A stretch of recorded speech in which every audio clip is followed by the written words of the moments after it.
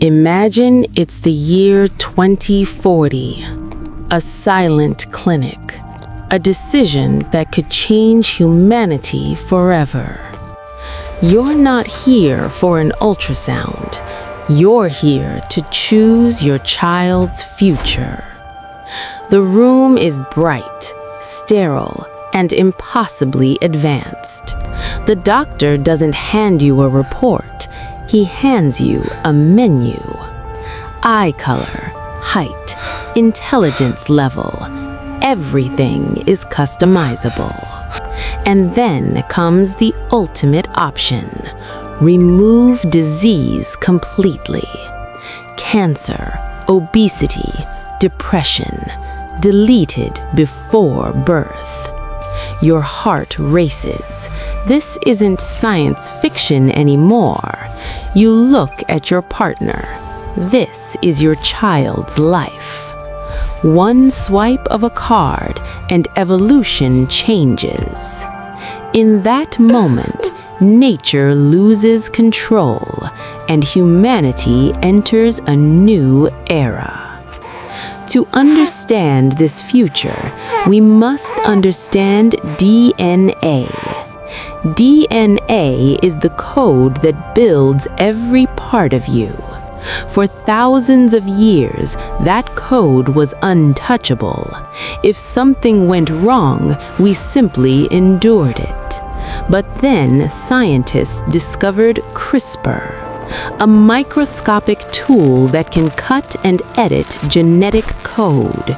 It searches for errors inside your DNA and removes them with surgical precision.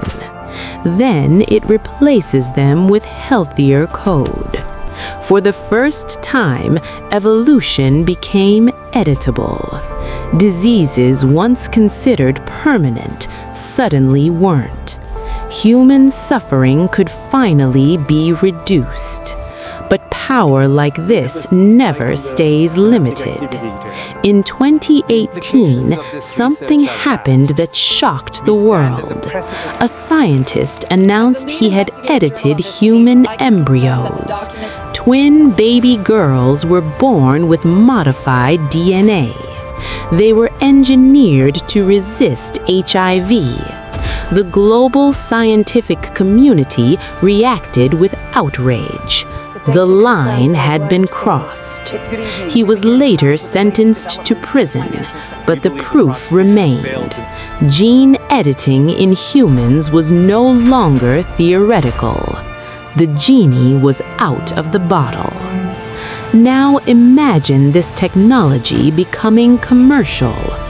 Only the wealthy can afford genetic perfection. They don't just pass down money. They pass down optimized biology. Smarter, stronger, healthier children, while others remain completely natural. The gap between rich and poor widens, but this time it's written in DNA. In schools, enhanced children outperform effortlessly. In offices, they dominate high-performance roles. Insurance companies begin reviewing genetic reports. Employers quietly prefer optimized candidates. Dating platforms add genetic compatibility filters. Society begins dividing into two species, the natural and the enhanced. One group designed for advantage, the other left to compete naturally. For the first time, inequality becomes biological and impossible to reverse. The world would never feel equal again. And then comes the geopolitical tension. If one nation enhances soldiers, others must follow to survive. Super soldiers resistant to fatigue, faster recovery, higher endurance.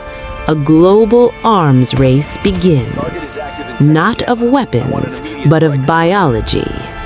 Governments compete in silence. Research labs operate behind closed doors. Ethics struggle to keep up. Power accelerates faster than regulation.